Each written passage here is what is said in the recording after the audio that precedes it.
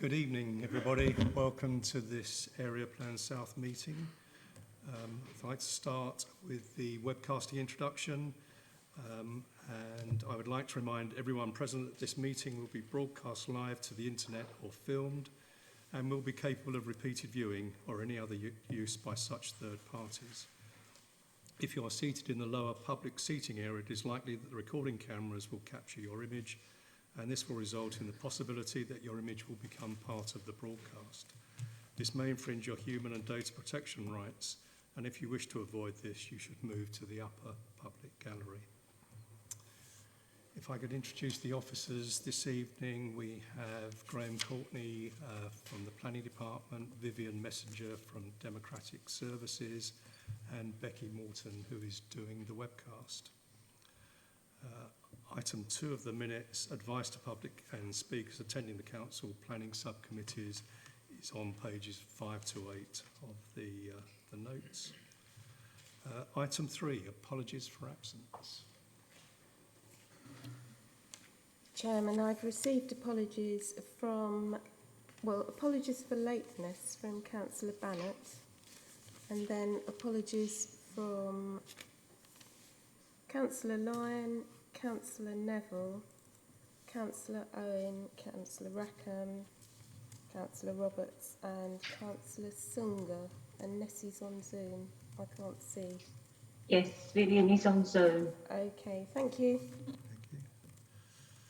you. Item 4, members' declarations of interest to declare interests in any item on this agenda. Councillor Mead. It's a non-pecuniary interest for EPF 237421, 20 Goldings Rise. I can actually see the property from my property, so I'll sit out in that meeting. Councillor Heap. Thank you, Chairman. Item 13. I called this item in, and I have met the applicant on one occasion. Any others? Thank you. Item 5, to confirm the minutes of... Sorry, could I just confirm with you, Councillor Heap, did you say it was non-pecuniary?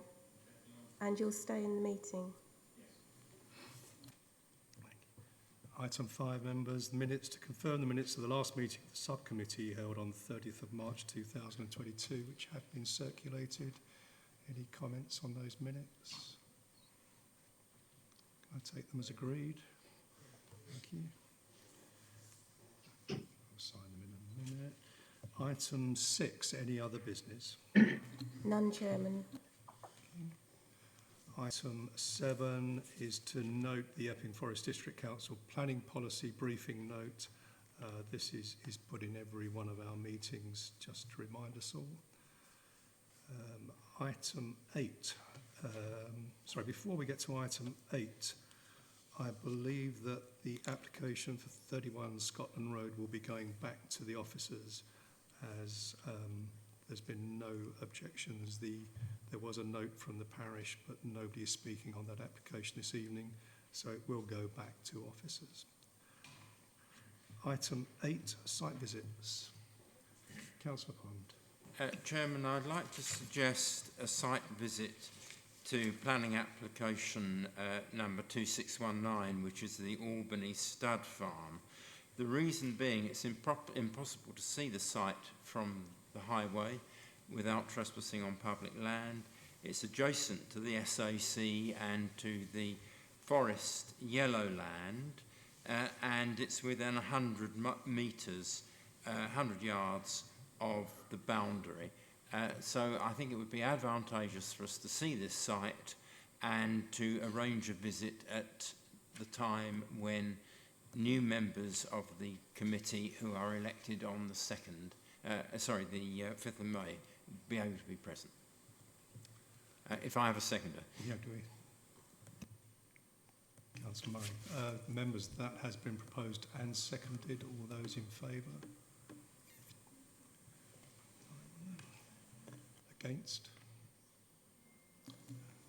Abstentions? That proposition has been carried. Which unfortunately means that this item is deferred until the following meeting. I apologise for those of you that have made the journey here. we are looking at ways to change this in the future, but I do apologise for dragging you out. Thank you. Thank you, members. Moving on, item 9 is the planning application EPF 046320, land east of 19 Orchard Way, Chigwell.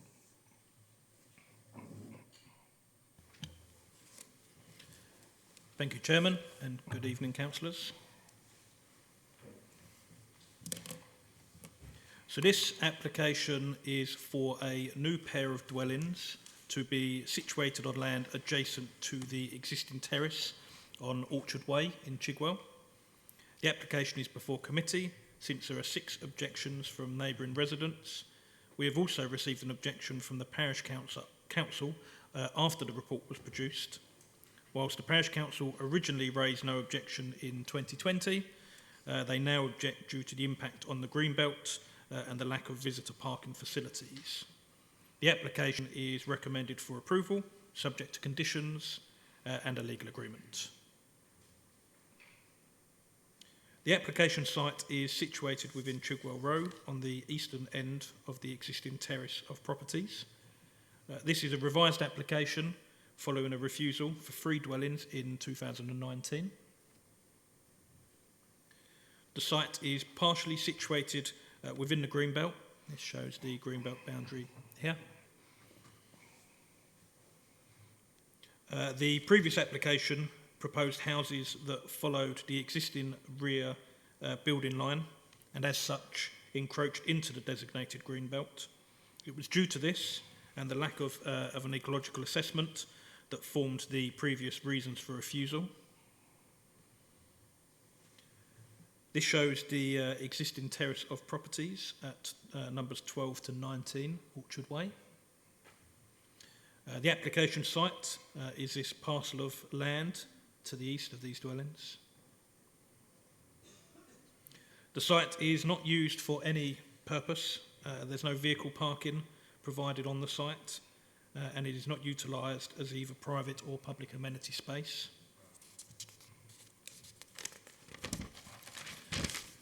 Beyond the site to the east are the rear gardens of dwellings on Whitehill Close. You can see the back fences here. So as previously mentioned, the rear part of the site is within the greenbelt, and the encroachment into the area was one of the previous reasons for refusal. In order to overcome this harm, the rear building line of the proposed 2 houses has been pulled back so that it no longer encroaches into the greenbelt. So the greenbelt boundary follows this blue line here. An ecological report has also been submitted with an update provided in March 2022. With the exception of nesting birds, no evidence of protected species was found.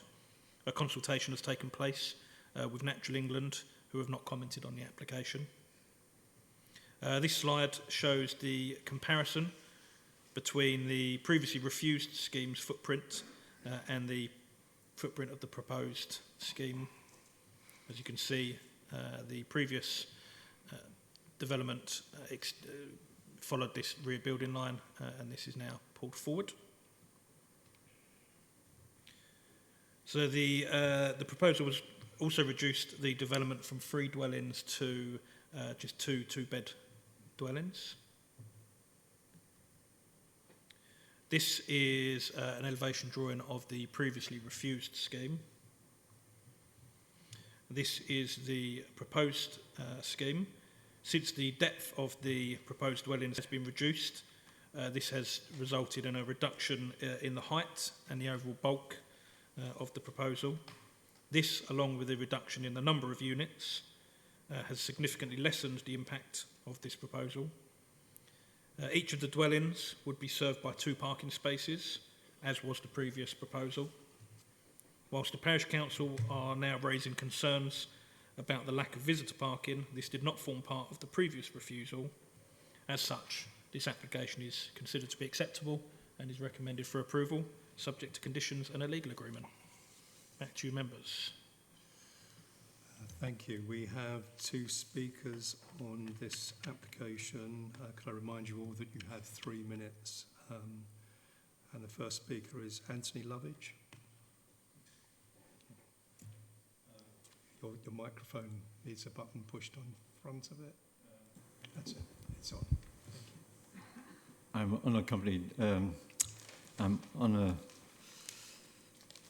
not used to public speaking, so bear with me. I'm also slightly dyslexic, and I'm reading from my overwordful brief. So, Mr. Chairman, with respect of this application, I respectfully object that this development is not conducive to the natural environment of the cul-de-sac, which is historically an entrance to an orchard, and is, I believe, within the designated green belt, which is rich in biodiversity. First, it is difficult to evaluate the loss of light, which I mentioned in our letter, that may be caused by this building, but judging by the shadow currently cast on pedestrian and only access to the 4 gravel close properties to the north of existing buildings in Orchard Way, this would cast further considerable shadow on the unlit walkway. I find there is objections that any extension to the present building line to the east would cause properties both to the rear of Back Gravel Close and those with gardens and properties in the northwest of Whitehall Close to be overlooked, therefore would impinge on their right to privacy. As stated in my written objection, I and others buying, owning or renting some properties nearby Gravel Close have no access road to their frontage. Clearly, access would have been required as a condition of the bill design when they were acquired by Epping Forest District Council. The access road was not provided, and as a result, they are a back to front with inaccessible to cars and inconvenience. Which brings me to our proposal to restore such access to the east by clearing the brambles and undergrowth between the present eastern fences and the electric fence in the pasture attached to the rear south of White House in Whitehall Close. If gravel were laid, then planted with a border of fruit trees, it could form an orchard. It would allow pedestrian access to the front of our houses in Orchard Way from the front of our.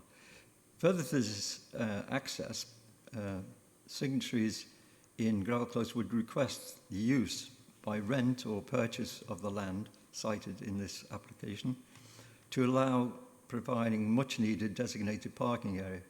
This could be sensitively designed and managed with other fruit trees in the surrounding and an amenity for residents and to enhance the neighbourhood and support the natural habitat. I'm informed by other objectors that a planning application for a fenced-off small green in Orchard Way to the rear of their garden part of the property in Whitehall Close was refused, which seems adverse to the present application. I do have copies and I've got halfway through my brief. I can supply 5 copies if necessary. Members, I'm minded to give the speaker a little longer. I'll be happy to do that. Okay. Yeah, please carry on. Okay, thank you. Thank you. I hope you can all hear me.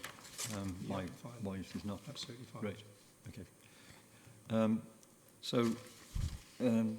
informed that the objector was refused, an objector was refused to build a fence around a property in Orchard Way, which seems ultra-various to building a 2-by-2 bedroom 3-storey property a few yards away from the present owner. My letter of objection represents broadly the expressed opinions agreed by more than 9 households in Gravel Close.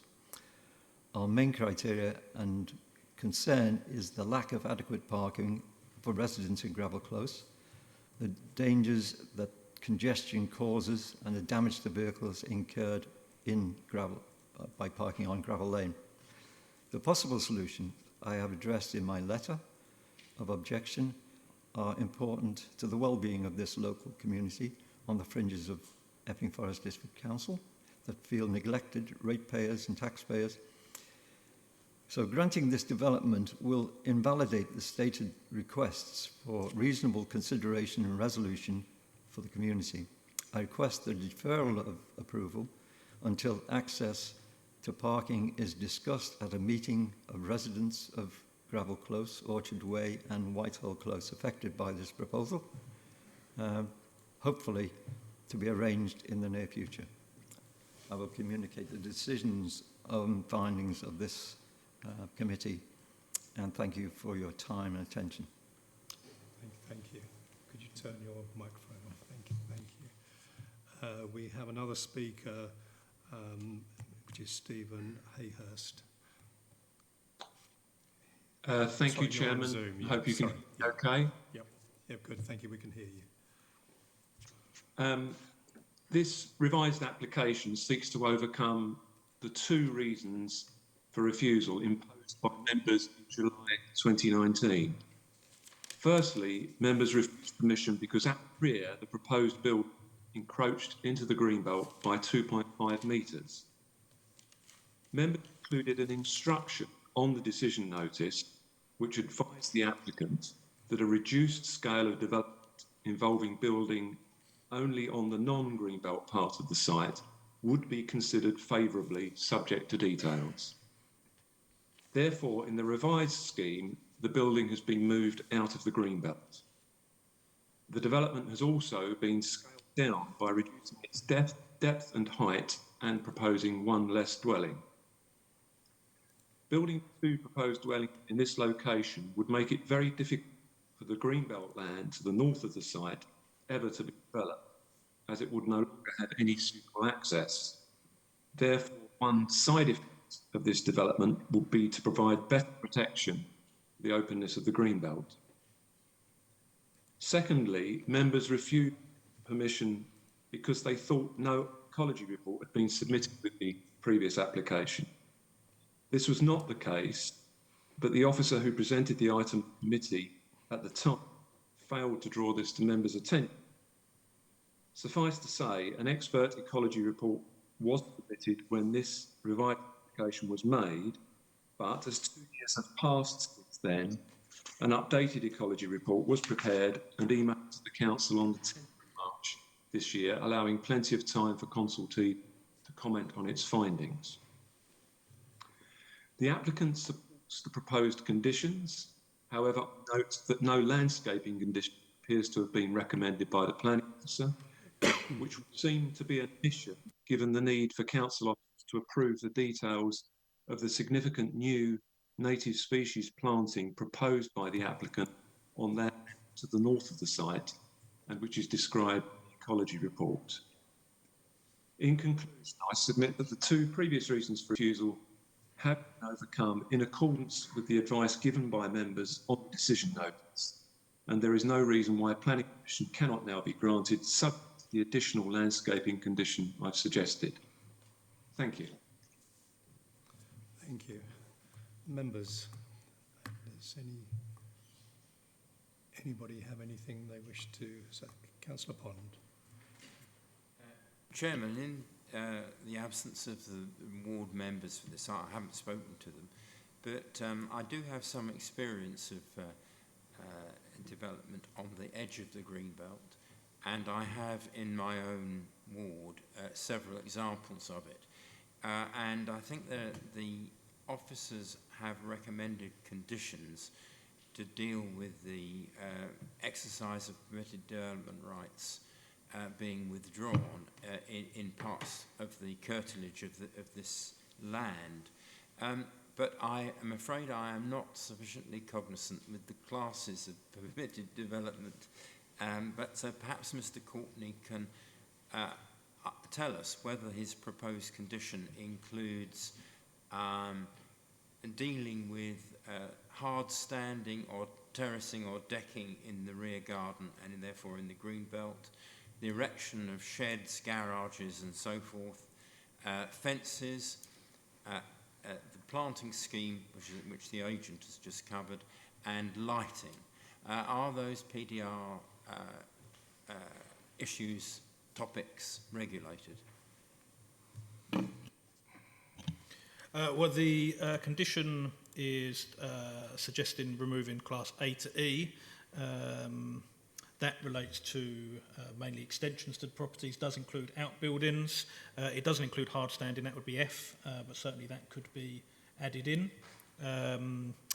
The boundary treatments are actually under a completely separate section. They'd be under part 2 rather than part 1, because that's a general right. Again, there's no reason, I mean, we would expect there to be some boundary treatment that can be agreed as part of a condition and then restricted in terms of any replacement.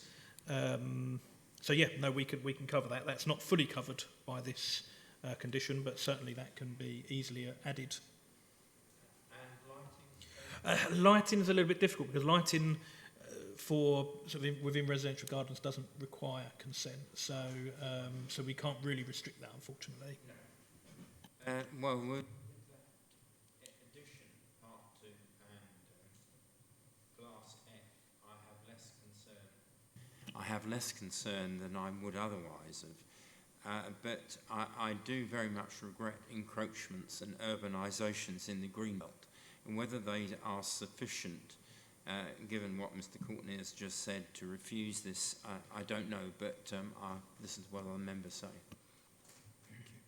Councillor Murray. Councillor Pons touched on what I was going to say. I have to say this application rests uneasily with me. I do think permitted development rights do impact on the green belt. I'm not convinced that we can adequately control them. I'm worried about light pollution as well in this area.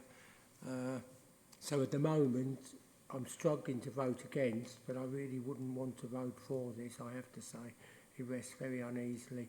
And I will just make the comment, I'm sure there's very good reasons, and legally and in terms of our knowledge, the members who are here tonight are well capable of dealing with this issue. But I do think it's unfortunate that we don't have a Chigwell member actually sitting in the chamber. We've got 2 members from Buckerstill who have managed to make the meeting, and we've got 12 members from Loughton that have managed to make the meeting. And I do just want to say that I think it's unfortunate that we don't have a Chigwell member sitting in the meeting tonight when there could have been 5 or 6 of them.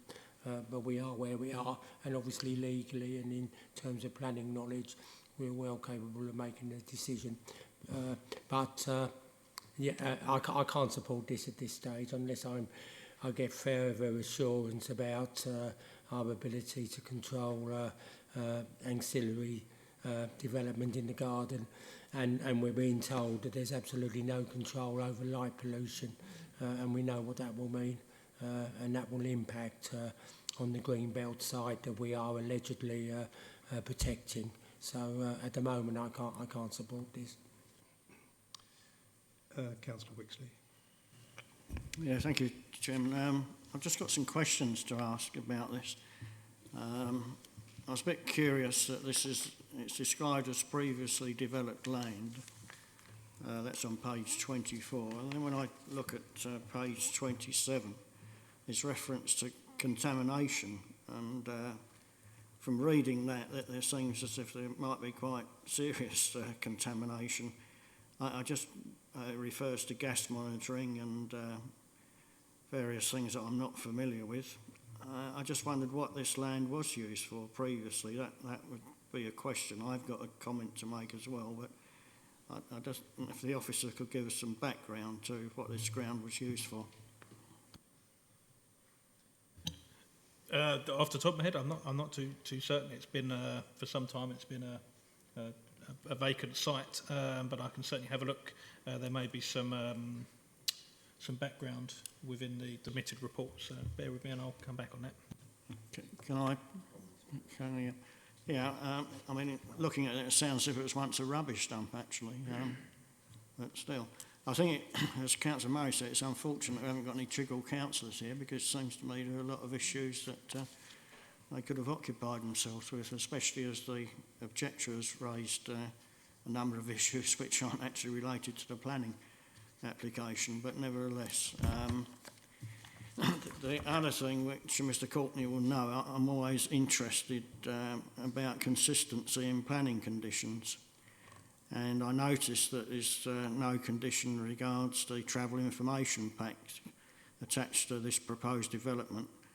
I just wonder if you could explain why that is, and would, if this was granted, if that should be an additional condition. The travel information pack is something that's requested by Essex County Council. They tend not to request it on smaller schemes. It tends to be on, I say larger schemes, usually anything over sort of 5 or 6 units tends to be the case. But you know, there may be other instances where they have asked for it. I mean, there's no reason we can't put it on. I mean, obviously with the situation we're in with you know, promoting sustainable transport, there's no reason it couldn't be a standard condition, but it is generally something that Essex County Council request. They're the ones who actually do the checking of it, and it is kind of a county decision, but it is unusual for them to ask for it on anything as small as this. Chairman, can I just come back on that?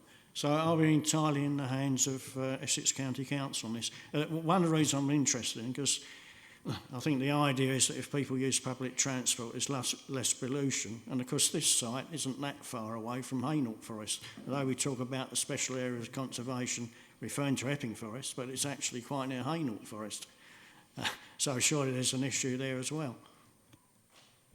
You know, we're not reliant on Essex. I mean, obviously Essex are a statutory consultee, and they obviously provide comments and advice on several applications. And it's, as I say, the residential transport pack is certainly something that they tend to spearhead. But no, as I say, there's absolutely no reason we can't request that, and we could either have I believe the standard condition is that the details get agreed by Essex County Council. We could either put the condition on with that standard wording, or we could have it that we check the details and agree the details. There's no reason we couldn't do that. Well, Chairman, I would ask for that if it should get approved. Okay. Councillor Pond, you want to come back while we're checking on the previous use, I hope. I'm not going to cover the same detail again, but I was going to ask the officer if the applicant were willing to make a unilateral undertaking about lighting to be affixed to the rear of the properties or within the gardens. That would be a suitable way of controlling that issue. Yeah, I mean, we obviously would be seeking a legal agreement anyway if this is approved, because we'd be requiring the mitigation measures for the Epping Forest Special Area of Conservation. So certainly that could be explored there. We could explore whether we could put a condition on it, but as I say, I do feel a condition could be difficult because generally lighting isn't a form of development, so not for residential dwellings. But yeah, certainly that's something we can explore. Yeah, if it's approved, yeah. Do we have anything on the previous use at the moment? Or is No, to be honest, yeah, I mean, I'm having a look. Usually the contaminated land reports cover the previous uses, and I'm not seeing anything other than open land, a nearby pond, and residential land. No, there doesn't seem to be any previous uses on that site. I don't know whether the agent may be aware of something. That's obviously up to you as chair, whether you'd like to just put that question to him in case he does have an answer to hand, but obviously that's at your discretion. Thank you. Mr Hayhurst, can you help us on the previous use of this land and possibly the lighting condition? Yes, I hope so, Chairman. I haven't got extensive knowledge of the history of the use of the land, but I suspect that it was used in connection with the adjoining fields which have been used for horse keeping, I believe.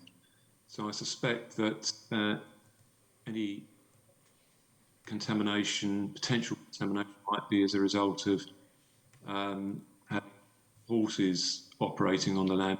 Can't be 100% confident about that. Obviously, the standard contamination condition would require that to be investigated in detail and remediated whatever it is. On the question of lighting, I understand what Graham Courtney is saying, but I can't see why you can't have a condition that requires the details of an external lighting scheme to be approved by the officers and implemented strictly in accordance with that approval, with no changes to be made other than with council approval. Right, he's correct that, of course, someone could apply to have that condition removed and go to appeal, but it's a good way of having some control over lighting, I believe. Thank you. Thank you. Thank you for your assistance. Members with... Sorry, just one more quick thing, just with regards to the previous use. I'm just actually having a look at our contaminated land information, and actually the reason we've got it down as a potentially contaminated site is because of the previous presence of a pond. So it's no other use, it's just purely because there was previously a pond. I'm not entirely certain why that means it's potentially contaminated, but that's what our information says. Councillor Kaufman, sorry, I didn't see you there. That's all right, thank you, Chairman. I was just interested on page 22 about the objectors. And normally we say 34 people or whatever were notified, and objections were received from X, Y and Z, and it doesn't say who the objectors were or their location. I was wondering if there was any visibility on that for us, because see, in life you're not entitled to a view apparently, but the development of this will obscure views of the green belt, and I was wondering if it's those people that have objected. Yeah, absolutely. I mean, it is slightly unusual that we haven't quoted the addresses. That is something that we do usually do, and I will raise that with officers because that wasn't picked up when we cleared the report, that they weren't stated. I did have a look just today. Unfortunately, I haven't made a note here, but it is, I believe there were 4 people in, 4 residents. Oh, actually, hang on, let me actually pull up the addresses. If you hang on 2 seconds. I mean, just while I'm pulling this up, obviously, if members ever want to see the objections received, they can obviously contact us before the meeting and we can provide redacted copies of those or further details of those. So, I believe it was 4 residents of Orchard Way.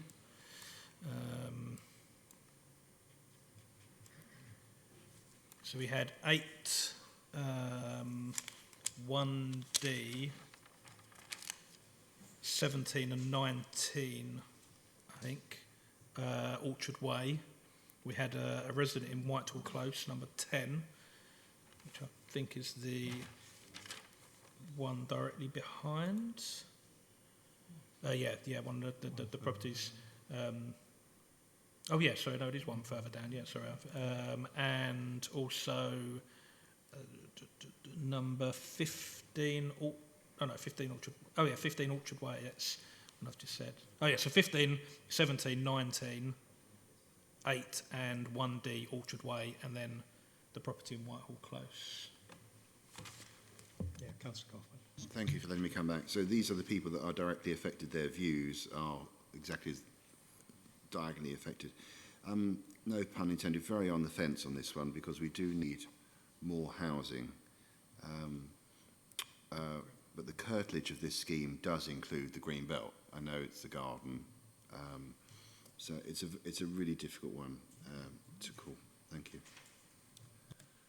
Members, with the changes to the conditions regarding permitted development, the additional addition of Class F and Part 2, the inclusion of a travel pack and a lighting condition, the officer's recommendation is to grant permission. Could we please have a vote on those in favour of granting permission on this site? Apologies, Jess, sorry, just before we go to that. I believe it may be 15 gravel close. Yes, 50. Sorry, sorry. Oh. Yeah, sorry, microphones. That's mine. Sorry. In the written objection, I included signatures from 8 households in Gravel Close. Thank you. Okay. Thank you. Thank you for that. So, yeah, so there was also 15 gravel close. Members, with the changes to the conditions and the recommendation to grant permission, can we have a vote, please, on those in favour of granting permission on this site? I'm going for that. For the application. For the application. Those against?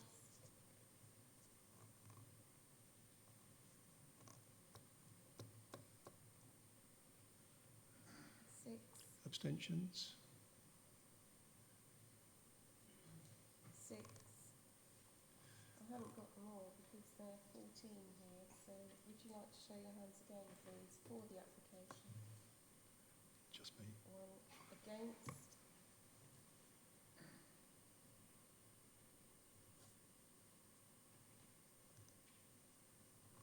Okay. And abstentions. Yep, that's right. So it's against. We need a proposal for refusal.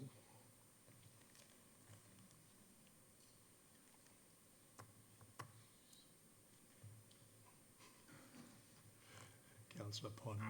Have a go at it. This is a bit outside my territory. I'm not convinced that urbanisation of the green belt can be avoided even with enhanced conditions. The amount of development on a small site outside the green belt appears to me still to be too large, and there are whole questions which I didn't get a note of about accommodation of vehicles and the effect on other parts of the neighbourhood. I'm also concerned that use of the private amenity space in the green belt would not be conducive to the conditions under which green belt is held. That may be the same as condition 1, but I think that's about it.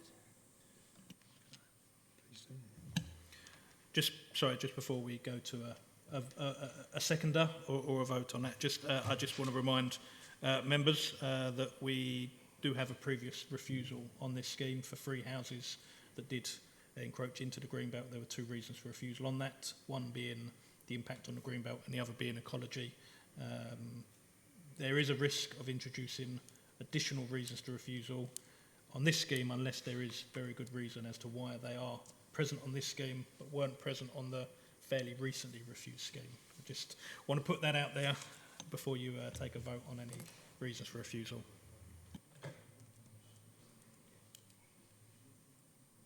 Yes, my colleague is mentioning the openness of the greenbelt, but that's all part and parcel of the same greenbelt reason, although it's slightly amplified. Members, that is a proposal for refusal on the grounds just stated. All those in... Sorry. Apologies. I keep interrupting in a minute before you go to votes. Yep, that's fine. So we've got the one greenbelt reason for refusal. Just before we go to the vote, obviously we do have a standard SAC reason for refusal on all applications, purely because we haven't secured the mitigation. So, yep. Yes, sorry, Chairman. Of course, incorporate that in the motion for refusal. Excellent. Members, we have a proposal for refusal on this application and the reasons for it. All those in favour of refusal? Have you got a seconder? Sorry. Need a seconder for If you that, put a seconder please. now. Thank you, Councillor Heap. Members, all those for the refusal on the reason stated, please show.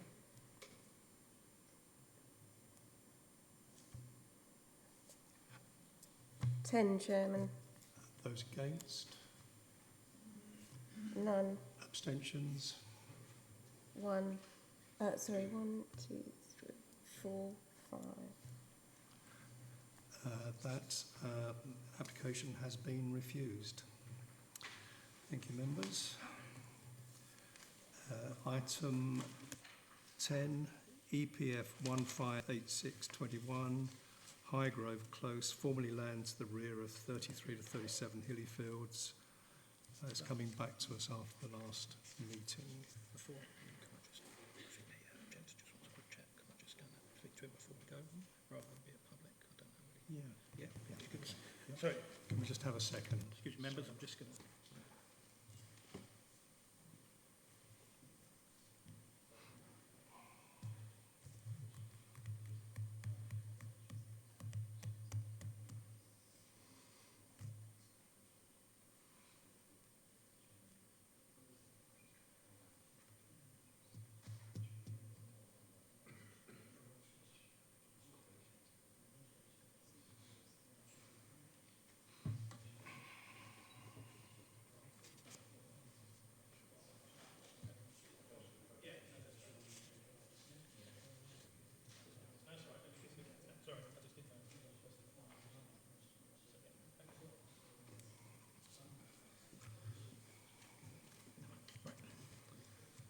Thank you, members.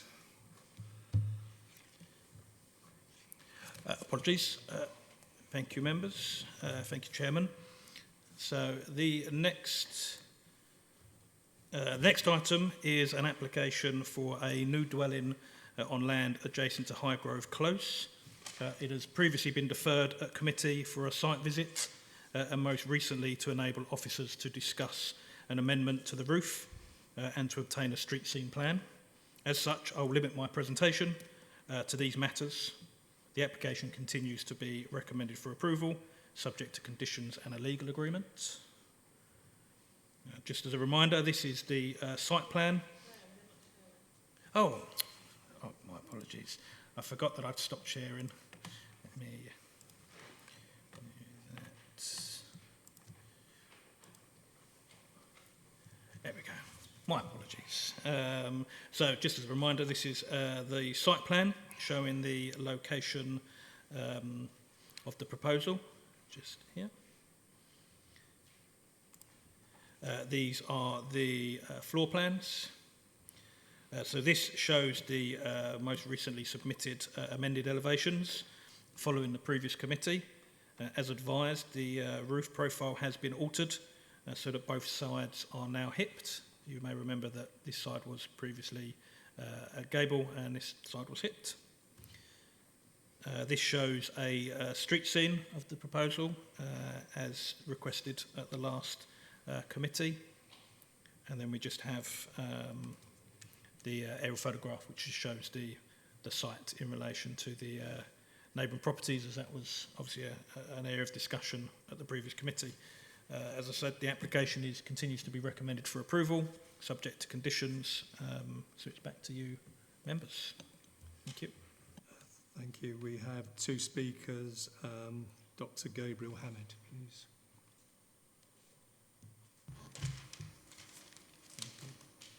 Thank you, Chairman. I have 2 points to make. First point, the tree report submitted by the developer is based on guesswork and conjecture for where the roots of the large willow tree are likely to be growing. No one has requested a visit, inspected or measured the tree close up from my garden. As a consequence, the report is based on false assumptions about the root growth. In reality, it is actually plain to see that the largest root, which even from above ground is this big, is growing directly into the proposed development site. Please do not base your decision on guesswork and a misleading report. Indeed, it would be negligent to do so when the reality is plainly visible. Instead, I invite members of this subcommittee and any relevant officers to visit the gardens of 3 Coatford Close, and I will coordinate with the officers of this council to make this happen within a very quick time frame. I realise that some members of this subcommittee have already diligently visited the proposed development site, but as I hope they will agree, They could not see the base of the tree due to a 2-metre high fence between the site and the gardens of Coatford Close. Second point, which I make on behalf of my neighbour, Glenn Littlechild, at number 4 Coatford Close. There is a block wall at the end of the gardens of Coatford Close. There is a 1-metre drop in ground height from the proposed development site to the garden of number 4. If the construction of the proposed development causes movement of this wall, then there is no access to repair the wall due to a brick shed at the end of the garden of number 4. This wall is plain to see from the gardens of Coatford Close, but not from the proposed development site, and it is not shown on the streetscape. So this council is not currently fully aware of the situation. In summary, I hereby request that some members of this subcommittee visit the garden of number 3 Coatford Close before this subcommittee takes a decision on this case. Thank you. We have a second speaker on the application, James Firth, who I believe is on Zoom. Hello there. Thank you, Chair, and good evening, members. My name's James Firth from Savills, speaking on behalf of the applicant, SJT Developments. Since the last meeting, as you've heard, the applicant has amended the roof to a HIP form, as was requested by the committee, and also provided a street scene. As officers have pointed out in their report, the application is a resubmission of a previous proposal which seeks to provide an additional family home on the site, a small but still much needed and important contribution towards housing. Other than the changes requested by the committee, the proposals are the same as those the inspector found acceptable in the previous appeal decision. The impact on the SAC was the sole reason on which the inspector dismissed the previous appeal, and this is now addressed through contributions secured by the unilateral undertaking in line with the council's standard process. As a point of planning law and planning process, this previous appeal is of course a significant material consideration and shows the scheme was previously considered acceptable. I would urge you to consider your officer's advice in this regard. With regard to the trees and a detailed arboricultural report from Sharon Hosegood Associates, a professional consultant, has been provided with the application, detailing the tree measures to be undertaken, including the ground protections and fencing, including foundation method statement. This has been considered and there's no objection from the council's tree and landscape officer. And again, this is all part of the previous inspector's considerations. Thank you for the opportunity to speak, and I would request you please support your officer recommendation and resolve to grant permission. Thank you. Thank you. Chairman, could I just declare a late declaration of interest on this item? It's non-prejudicial, it's non-pecuniary, but I do have a vague knowledge of Dr Hamid because his sons attended and are still at Roding Valley High School, but I don't consider it to be prejudicial or pecuniary. Thank you. We have 4 ward councillors on this application. Councillors Wixley, Mead, Pond and Jennings. Which order?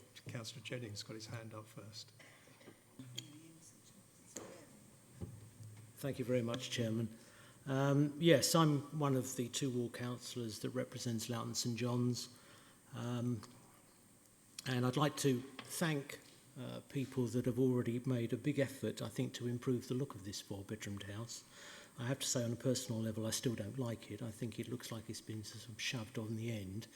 It doesn't look part of the development. It just looks like, oh, let's see what we can fill in at the end, which I don't like. I think the objector was absolutely right when he was talking about the willow tree. I actually did get into compound, but to say it was tricky and probably dangerous is true. I know, Chairman, you were there as well. So we weren't ever aware of that, really. It is very difficult, but I think the residents of Coatford Close numbers 3 and 4 are correct in their assumptions, and I can only urge other members of this committee to refuse this application. Thank you. Councillor Wixley. Yeah, well, as I said previously, this is actually in my ward, although the greater impact is sort of felt in St John's Ward, so that's right on the border. I think the first thing to say is that I think the alteration to the roof is a big improvement. I'm quite happy with the street scene. I can remember what this site was like before it was developed, which was pretty awful actually. A lot of derelict garages and rubbish that accumulated. I do have a concern about the willow tree. I'd like to be absolutely certain that the measures put in place will protect it. And the objectors raised other issues about land levels and a wall, which I don't fully understand, which we couldn't explore when we had the site visit. So that's a bit of a tricky one because I haven't got enough knowledge on that. I think there's, as I mentioned last time when we considered this, I did ask that permitted development rights could be withdrawn, because I think if somebody in the future was so minded to have a loft conversion, it would impact on the neighbours in over the border in St John's Ward, Coatford Close in particular. So I would put that forward as an additional condition. And I'm going to return to the point which I made at the previous application, which we discussed. I think there should be travel information pack, especially as on page 35,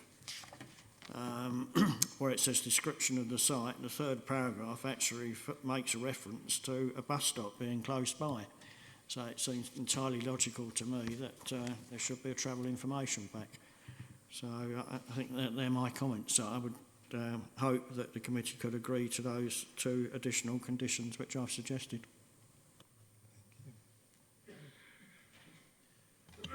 Sorry, just to come back on that, we have actually suggested, let me just double check I'm on the right the right one here, yeah, Highgrove Close. Your condition 14 is proposing removal of permitted development rights, which includes B and C, which are extensions to the roof. But absolutely, you know, again, take your point about the residential travel back. Yep, thanks very much. Councillor Mead. So, as the other ward councillor for Fairmead, regarding the willow tree, what would happen if it died? Is there anything that can be done to ensure that it was replaced, or is that nothing to do with planning? Well, the purpose of there's obviously a condition around tree protection. The whole purpose of that is that, you know, the tree will be protected, so that hopefully it won't die. Obviously, there are legal matters if there are legal repercussions if you do kill a tree that's not on your site. But as I say, the whole purpose of that condition is to ensure that that doesn't happen. I'm not going to say that 100% won't, because you never can say that with trees, but obviously the submitted arboricultural information has been provided by a qualified, suitably qualified person, and that has been checked and agreed by our tree and landscape officers. Councillor Pond. Yeah. Thank you, Chairman.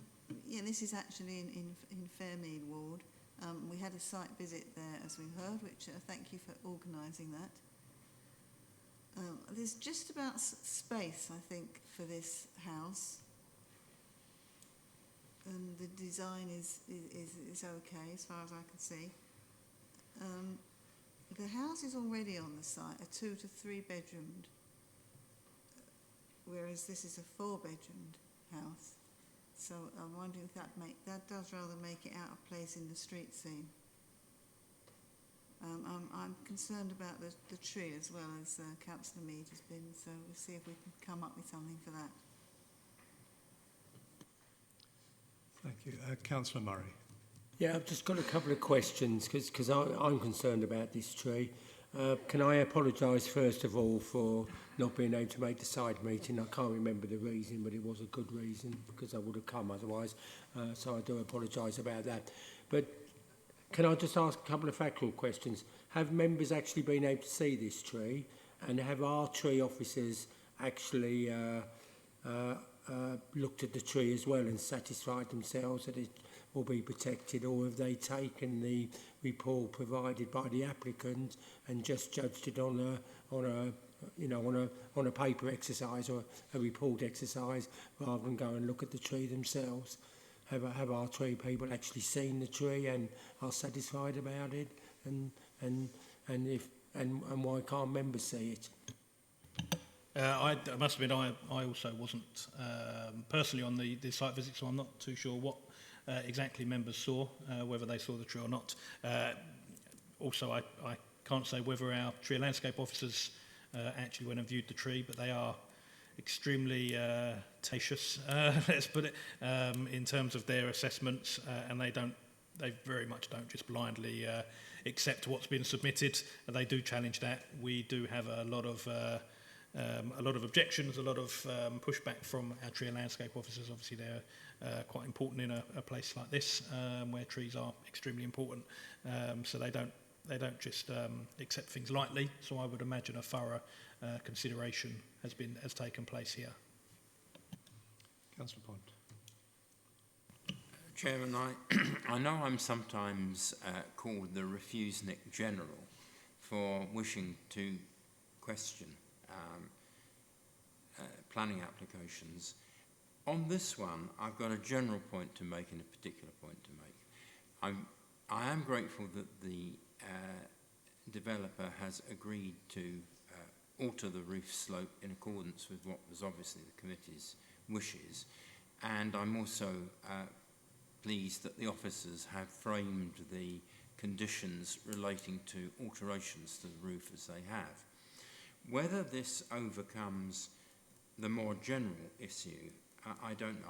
You may remember that at the last meeting, I had to say that this is an additional dwelling within a very short distance of the SAC, and I've had representations that to consent it would be unsafe and unsound, as the inspector has not, the local plan inspector has not yet sanctioned the interim air mitigation strategy as a valid planning device. I'm also concerned that the plans, which we were shown last time, showed 3 parking spaces in front of the dwelling in excess of normal standards, and therefore we would be exacerbating the likely use by internal combustion engine vehicles of the roads through the forest. And I've been, as I say, I've been told that if EFDC consent this scheme, there will be a judicial review.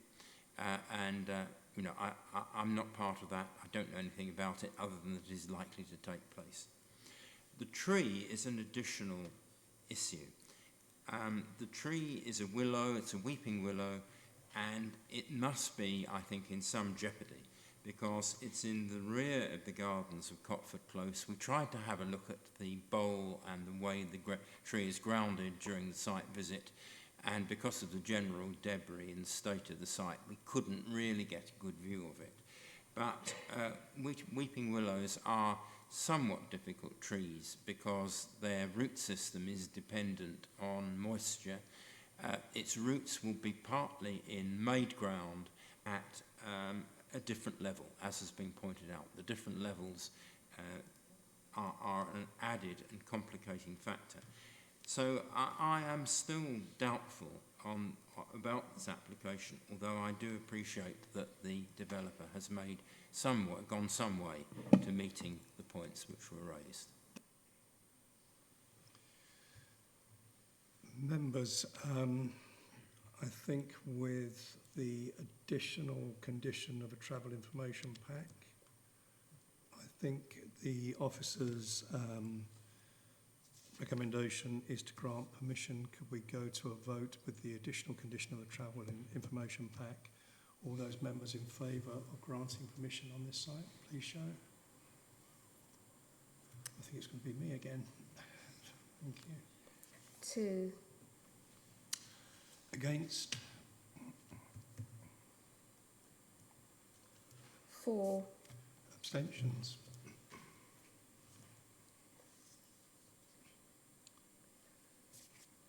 8. Members, the vote is to refuse permission. I need a proposal for that refusal. Sorry, apologies if I can just Please I'll do. just come in. Just a similar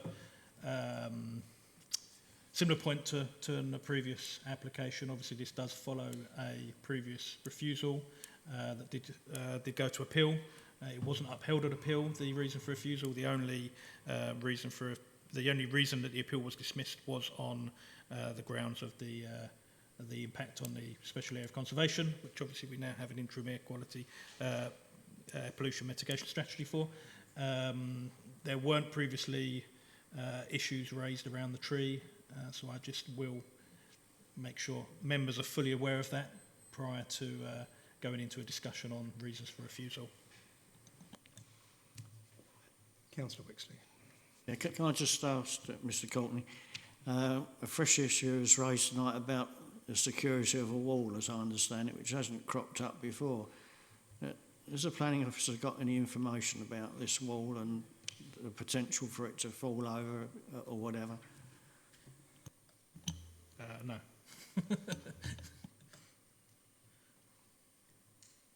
I had a feeling you would say that. It's a shame this wasn't brought to our attention earlier. We perhaps could have had a look at it on the site visit, but it seems I'm not aware of it previously. Members, we have a vote for refusal, but we have no reasons as yet. Councillor Jennings. Thank you, Chairman.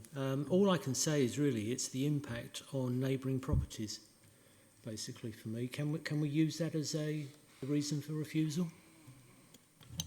Of course you can. Obviously, the previous reason for refusal was about the impact on the neighbouring properties.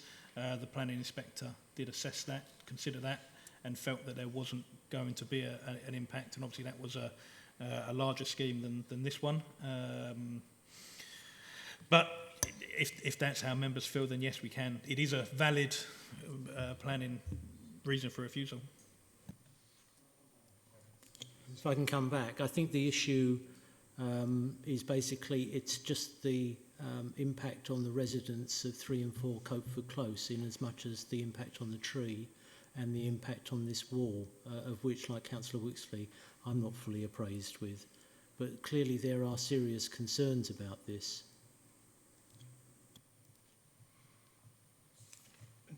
Do we have a seconder to that reason for refusal? Councillor Pond, thank you. Sorry. I would second it, but I think the point about the special area of conservation, the 3 parking spaces and the additional, although there are regulations relating to where there shall or shall not be electric charging points, I think the effect on of these extra vehicles on the SAC must be mentioned as a reason for refusal, particularly as some of us certainly do not believe the interim air pollution mitigation strategy is worth the paper it's written on. I know the council has endorsed it, but the inspector hasn't.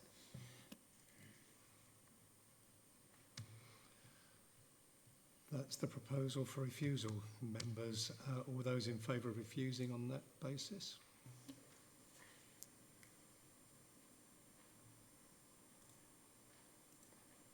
Eight. Against? Nil. Abstentions? 5. Thank you, members. That application has been refused. Moving on, item 11, EPF 237421, 20 Goldings Rise, which was the subject of a site visit recently. Thank you to the officers for organising that.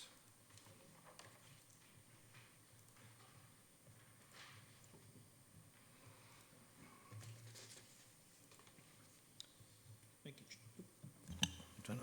Got my microphone on. Thank you, Chairman. So this application is for the remodelling of the existing dwelling, involving an extension to the front and extension in the roof. It is before members due to an objection from the Town Council, the Loughton Residents Association Plans Group and one neighbouring resident. The application is recommended for approval, subject to conditions. As the Chairman pointed out, this item was deferred at the last committee for a site visit, which took place on the 12th of April. The site is situated within Golding's Rise, which contains a number of detached dwellings that vary in design and scale. This is the existing frontage of the site. This is the existing rear of the property. As can be seen, it is in an elevated position. This is the neighbour, which has a very large, or a large rear addition and a sizable rear dormer. This is the other neighbour, who also has a large roof addition. This just shows some further views across the neighbours' gardens. This is a photograph taken from the existing first floor rear window of the property. The applicant's agent has stated that the applicant is planning to plant some trees at the bottom of the garden, and they are happy to accept a condition requiring this if deemed necessary. These next few slides are just some of the other properties in Golding's Rise. We've got number 17 and number 10. This one's number 73. And this one's number 18. So the proposal would remodel the front of the dwelling to provide a central gabled element containing a new entranceway. The roof would also be extended for a hip to gable addition to both sides.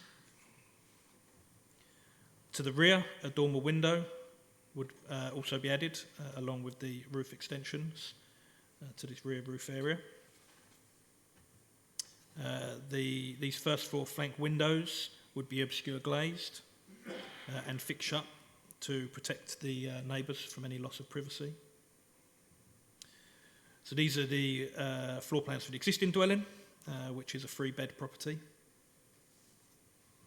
The proposal would continue to be a 3-bed property, although it would include a first floor office here that could theoretically be used as an additional bedroom. So it could technically be a 4-bed.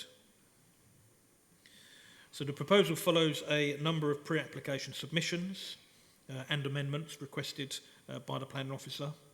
It is now considered to be an acceptable and appropriate development that would not be out of character with the surrounding area and would not harm the amenities of the neighbouring residents.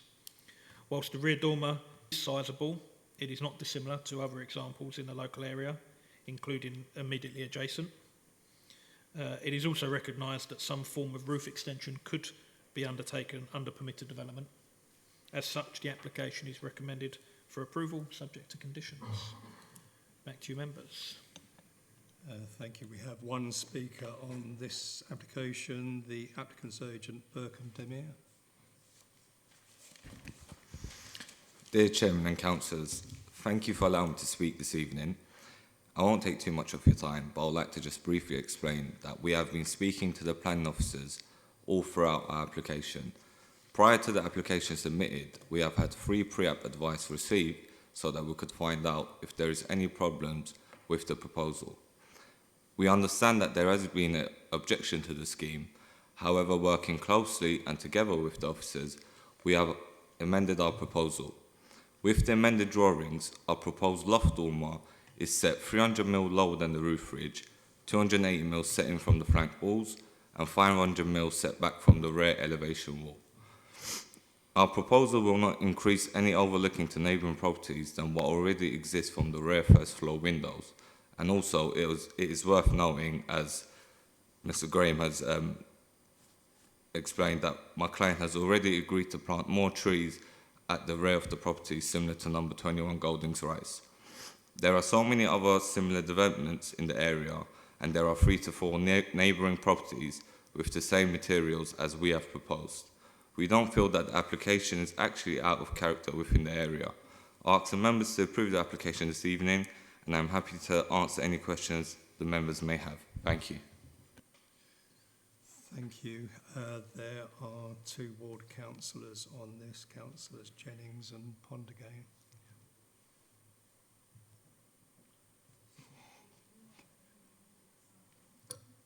Councillor Jennings. Thank you very much, Chairman. Right, I, along with many members of this committee, attended the site meeting, and I thank officers for arranging that. It was extremely useful. Most of the site visits we do go on really do highlight some of the issues much more clearly than can be seen here. The first issue that I think I'd like to say that I'm broadly in favour of this scheme. I think it's an improvement to the frontage. I think it will be a welcome addition to the street scene. My concerns really come from the issues raised by the resident at neighbouring Oak Tree Cottage, which has a frontage on Goldings Hill, but his only, if you like, private rear space is directly behind the applicant property. Can you put a map up, please, Mr. Courtney? Perhaps I can explain where I'm coming from.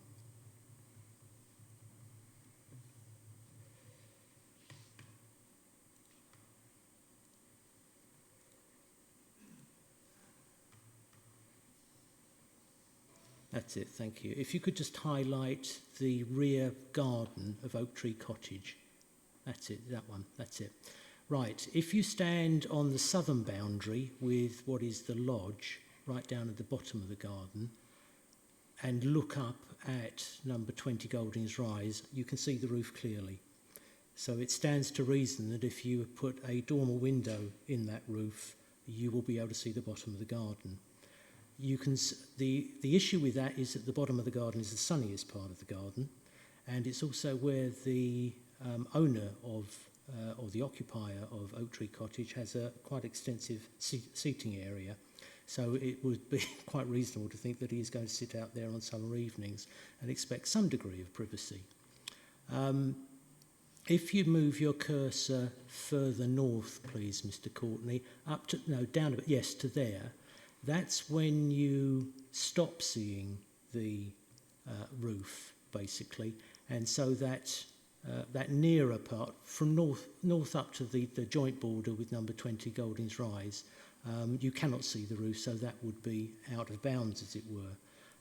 But the bottom of the garden, you can clearly see it, so obviously I think there is a loss of privacy there. The issue doesn't really come to much at the moment because there is a fairly substantial row of, I think, laurel trees in the way, but the occupier of Oak Tree Cottage has confirmed that it's been told by the developer that they are to be removed. Now, if they are removed, that would allow any window in the property, which, as you've seen from the photographs, is quite elevated, to see into every part of that garden, which would be completely unacceptable. The other issue I'd like to raise is the fact that the dormer is very, very large, which is exactly the same as the dormer on the right-hand side of the applicant property. And again, the occupier has confirmed that if the hedge was to go in between those properties, then obviously the occupier of that property would be able to see into the garden. So the retention of that hedge and that height of hedge is absolutely essential. It still, though, however, will not stop people being able to look into the garden. I do take it that people aren't going to spend 24 hours a day gawping at somebody's back garden, thank heavens, but it's the feeling that one gets that you are being overlooked. And if you're having, let's say, a private party, some dinner, barbecue, whatever, then you want to be that private. I think one of the issues for me is the size of the window, because if you go to, I think, number 23 Goldings Rise, which is on the right of the rear garden, that one, that too has a roof dormer, but they are what you would call, it's a much smaller dormer, and it has individual windows in it. And the feeling of being overlooked doesn't occur from that. It's this, what I would call, sort of fish tank type dormer that really gives you, I'm being viewed at. So whilst being broadly in favour of the development, I cannot agree to it at all, because I think the privacy of the neighbour is going to be completely removed if we cannot in some way protect that hedge. Now, the other thing I would say is that obviously the hedge has got to stay for a considerable period of time and be properly maintained, because it will take a considerable period of time to plant a secondary hedge to replace that hedge, because laurels aren't that long-lived, so it will go eventually. So there is an issue there, but I'm not sure if we can put that into some sort of planning agreement. I don't know if you can comment on that, Mr. Courtney. Yeah, absolutely. I mean, as we, both myself and the agent have said, there is an intention to plant additional trees. That's been put forward since the previous committee, and yep, certainly that could be conditioned. We could specify in that condition about retaining the hedge and ensuring that's retained before the planting is proposed. So, did you want to come back? I would, however, it's going to be 5-10 years before whatever is planted is going to be up there to protect that privacy. So it can't be something the house is sold on, I know nothing about this agreement. It's something which we have to put in to protect the occupier of Oak Trees Cottages' privacy. Well, I mean, 5 years is a fairly standard sort of time frame in terms of tree and hedge planting anyway, because it's all about maintenance, and usually 5 years is a sort of fairly standard. So as much as it sounds like a long time from a landscape point of view, it's not actually that long a period. It's a fairly standard period. Obviously we could discuss or look at extending that. Also we can obviously we have previously and can require a level of maturity of new landscaping going in, so rather than small shrubs, actually semi-mature planting going in. The other thing I do think it is worth mentioning, and I completely understand your point, and I'm not taking anything away from that, but obviously you've expressed a concern about the hedge being removed. Obviously that doesn't need planning permission. That hedge could be removed at any time, and certainly if this application's refused, we have absolutely no powers to retain that hedge. And whilst I'm not saying it's a reason to approve the permission, but if we did approve the planning permission with a condition about retention, it would at least ensure that hedge is retained, which we just cannot do if the application's refused. Councillor Pond. Thank you, Chairman. We had this site visit and quite a lot of people came on it. I think it was very useful. These are detached houses in this road. They've all got different designs. There's a nice view when you walk down the road. There are unfortunate dormers either side of the house already, which is a shame. I must stress that the trees must be kept somehow and the hedges. So at the moment I'm tempted to vote for it. Councillor Pond. Chairman, yes, the site visit was very educational and very worthwhile. We were there, and I think we all have a better apprehension of the lie of the land and the change in the levels. It's because of the change in the levels of the proposed large dormer on the second floor is likely to be disadvantageous to the occupant of Oak Tree Cottage. So I'm thinking about this. I don't want to oppose the development as a whole, because it's no worse than many of the excrescences, the choice extensions which have been installed in other parts of Golding's Rise. So I drafted a condition which I'd like to just submit for your members' consideration, that a scheme for the retention and upgrading of the boundary hedge with Oak Tree Cottage, and in particular of the cherry laurel, which I think is Prunus cerezo fuga, be submitted to the local planning authority,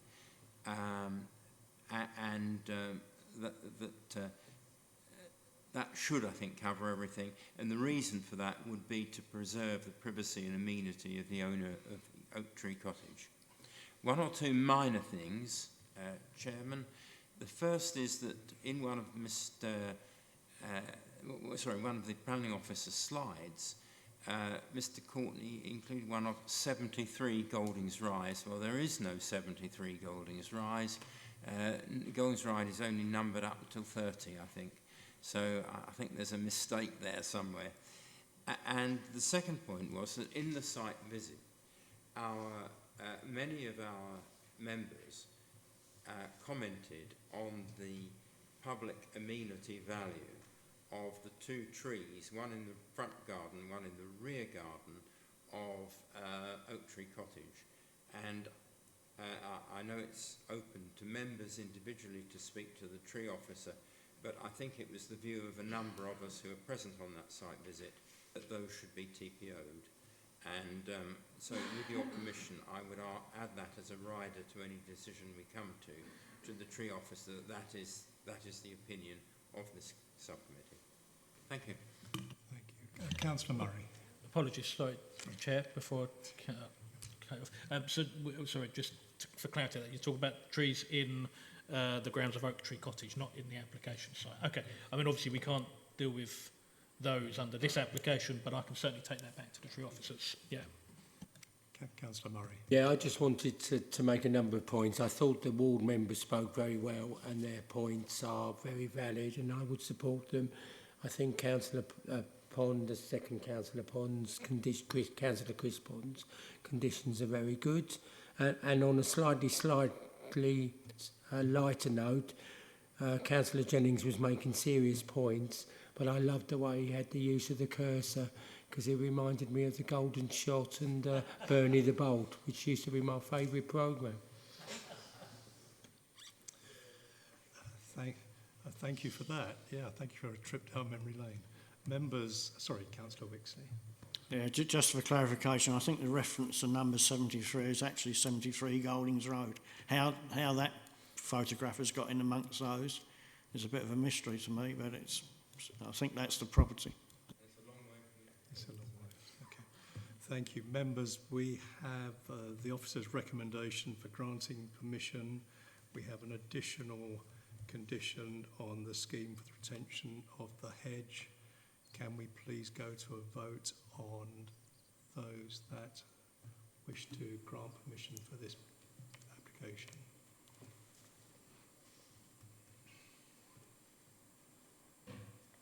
Unanimous, Chairman.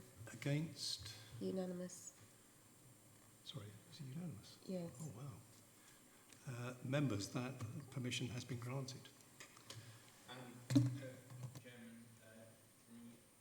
The officer kindly said he would let the appropriate authorities know about, we don't have to minute that because it's not part of this planning application, Indeed, but be grateful if that could be done.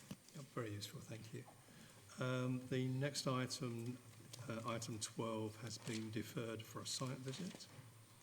So we move on to item 13, 88 Princes Road, EPF 013822.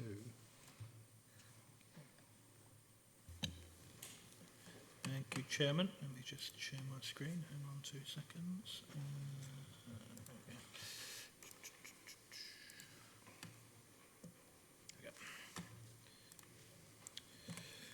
So this application is for roof alterations and the installation of a dormer at number 88 Princes Road in Buckhurst Hill.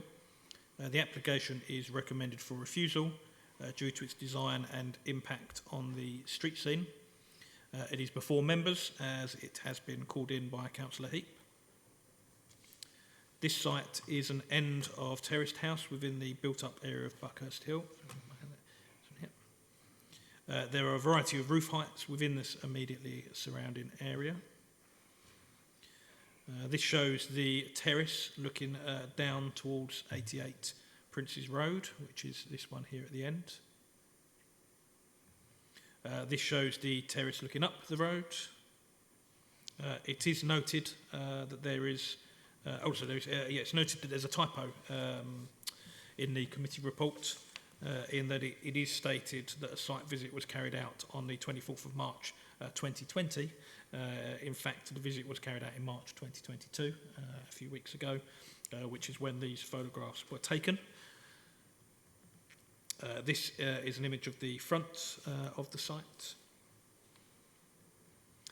So the proposal would increase the height of the roof and create a dormer window to allow for a fourth bedroom to be added within the roof space. This shows the existing and proposed rear elevations and side elevations, which includes the rear dormer, which can be seen here. So this is the existing, so this shows the existing street frontage. This is the third attempt to extend within the roof. The bottom part of this was the first refused scheme, which was refused due to its design and impact on the street scene. This slide shows the second refused scheme at the top and then the current application below. Whilst the removal of the parapets does soften the impact of this proposal, you can see here those are the parapets that have been removed. It does, and obviously does result in a slight reduction in the height by removing those. The significant increase in the roof height by 1.2 metres is still considered to be unacceptable in this location.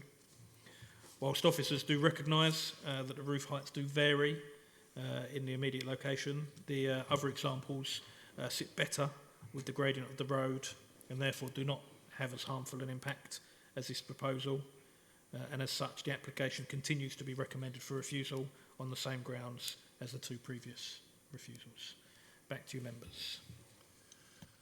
Thank you. We have one speaker on this application, Simon Kay. Okay. Firstly, thank you for the opportunity to speak with regards to this application. To introduce ourselves, we're a young family and have lived in the house on Princes Road in Buckerstill for over 10 years. We are seeking to strengthen our ties to the neighbourhood by investing in our house.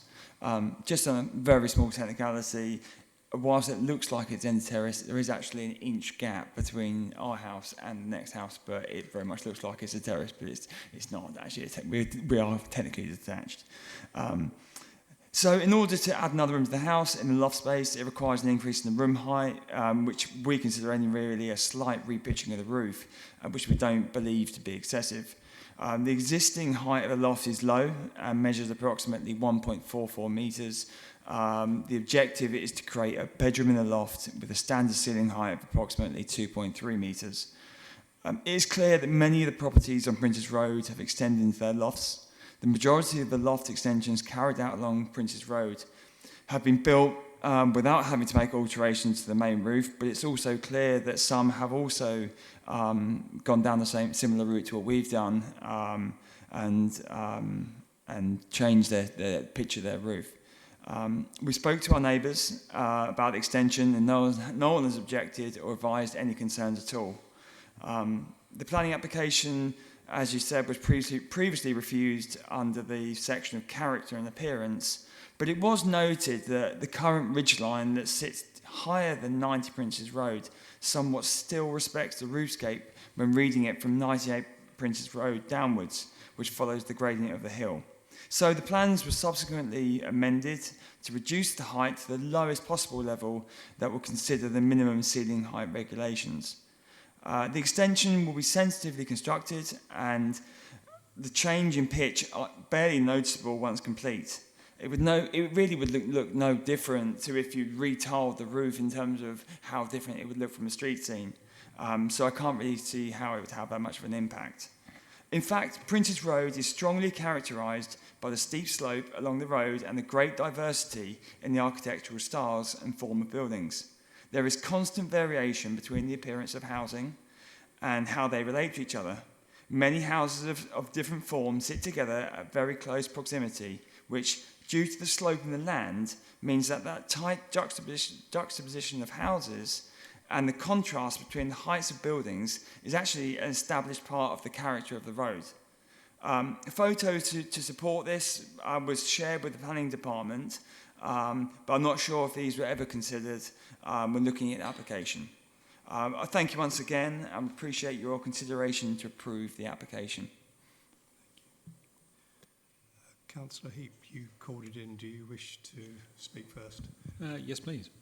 I think the applicant is exactly right. To say that there's an impact on the street scene in Princes Road is frankly nonsensical, because it does have houses from the 30s, 40s, 50s, 60s, early Victorian, late Victorian. There's an industrial unit that you can see from it. At the top of the road, you can see the back of the shops in Queen's Road.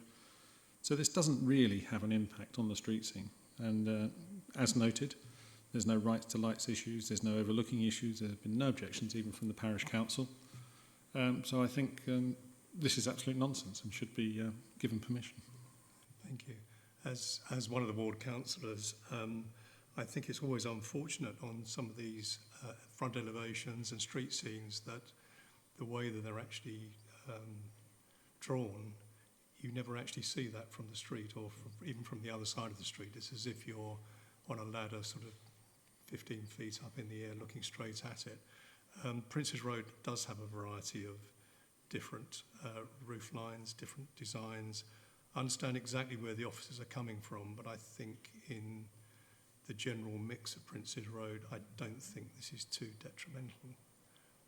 Any other member wish to speak on this application? Councillor Pond, then Councillor Jennings. Just interested in if the officer would put back the diagram showing the street scene, and in particular the relation of this proposed development to the next house on the right, and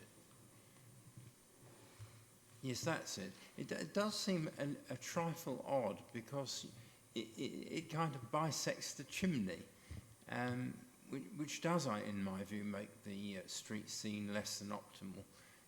Whether or not it's a killer for this idea, this scheme, I don't know.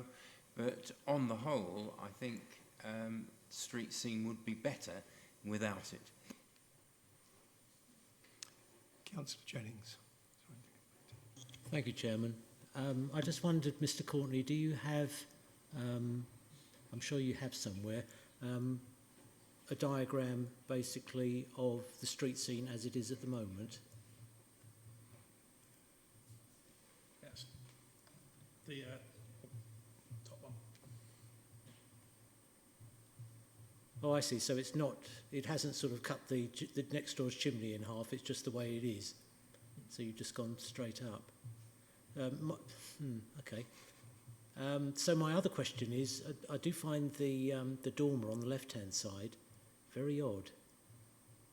I wonder why it looks like an open book. I know it isn't, but you know, it's why it is divided like that. These are the front roof lights. They're Velux-style windows, not dormers. Sorry, yes, you're absolutely correct. Yeah, I realise there were Velux windows, but I've never seen one look like that. And I just think it does look odd, bearing in mind the other windows, which are all very symmetrical and everything. And then you've got this other one, which has been put into landscape. I just think that looks odd.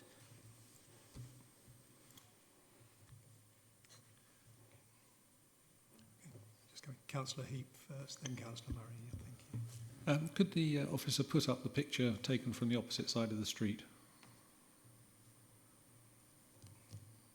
See, that's right up against the fence or the wall of the house opposite, and you can't see the roof from there at all. So as you go up and down Prince's Road, it's really hard to see this because the road's quite narrow if you're driving, and if you're walking, you really can't see it from anywhere. So I don't think this is going to have any impact at all. Sorry. I just want to clarify, actually, this is one of the few pictures that say Google Street Scene. So that's actually taken from the top of a Google car. I have stood on the opposite side of the road and it's exactly the same. You can't see the ridge. Precisely. Councillor Murray.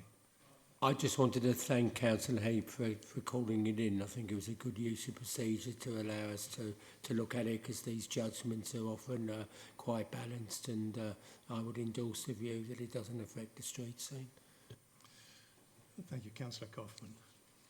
Thank you, Chair. I wasn't intending to speak. I just don't think the representation of the applicant's scheme is doing it any favours at all. And we should be, in order to have got this through, it does go through, a much better representation of how this actually looks rather than a flat drawing would help, because the drawing that we're seeing looks terrible and I wouldn't like to approve it. So these have got great character, they've got shallow roofs, I'm not trying to get in the way, and I'm sure this will go through, but I think the representation is not helping the case and probably not helping the officers. Precisely. Thank you for that. Members, the recommendation from officers is for refusal. All those that wish to refuse this application, please show. Nil. All those against refusal?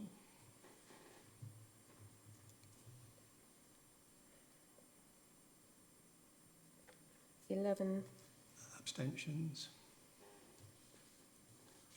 3. Thank you. Could I refer back to the officers for a comment? Thank you. Somebody's got their microphone on. Oh, thank you, Stephen. Well, I'm not sure what I can comment on at the moment, Chairman. Obviously, there would have to now be a motion to approve, given the preempting that, given the type of application that it is. It would be a fairly straightforward set of conditions, sort of fairly standard conditions, 3 years in compliance with the submitted plans, matching materials. Obviously, if there's anything else that members would wish to add, then by all means put those forward, but there would be sort of standard conditions. Thank you. Councillor Pond. I'd agree with what Graham has just said, and I would add one thing, that the proposed Velux windows should be in conservation style, because this is a heritage asset, even though it's not in a conservation area, and modern Velux windows, especially of a type which I've seen installed almost adjacent to another of our conservation areas, would be improper. And I think the design of the Velux window would need to be of the conservation style to the satisfaction of the officers. Thank you. Members, I'm proposing that we grant permission with the standard conditions and the addition of Councillor Pond's condition on Velux windows. Do we have a seconder for that? Thank you, Councillor Heap. Members, the proposition is that we grant permission on this scheme. All those in favour?